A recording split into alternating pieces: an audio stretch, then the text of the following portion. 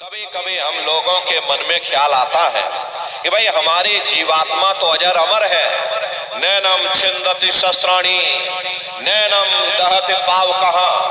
न हमारी जीवात्मा को कोई शस्त्र काट सकते हैं, न हमारी जीवात्मा को कोई अग्नि जला सकती है। फिर भला हमारी जीवात्मा को कौन से नरकों की आग में जलाया जाएगा?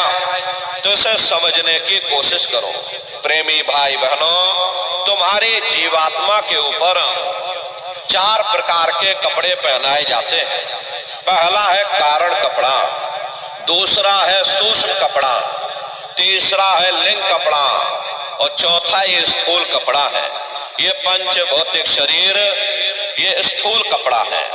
जब ये स्थूल शरीर नष्ट हो जाता है तब तुम्हारी ये जीवात्मा लिंग शरीर में आती है।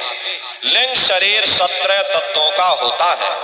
जितने भी देवी देवता भूत प्रेत जिन्न पिशाच होते हैं ये सभी लिंग शरीर में आते हैं। लिंग शरीर का जो भोजन होता है वो सुगंधी होता है।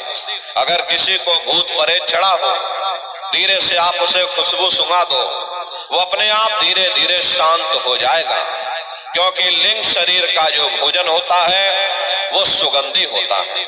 लिंग शरीर के ऊपर सूक्ष्म शरीर आता है।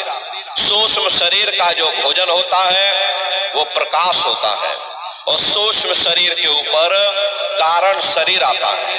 कारण शरीर का जो भोजन होता है वो शब्द यानी कि अमृत होता है।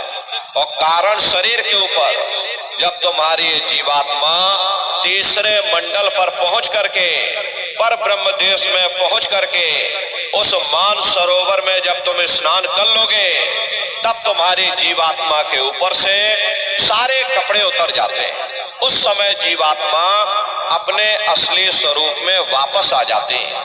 तब जीवात्मा का खुद का प्रकाश 16 सूर्य के बराबर हो जाता है।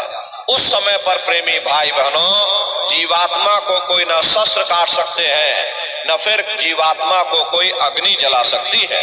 लेकिन जब तक तुम्हारी ये जीवात्मा इन कपड़ों में बंद है तुमको सुख और दुख का अनुभव होता है।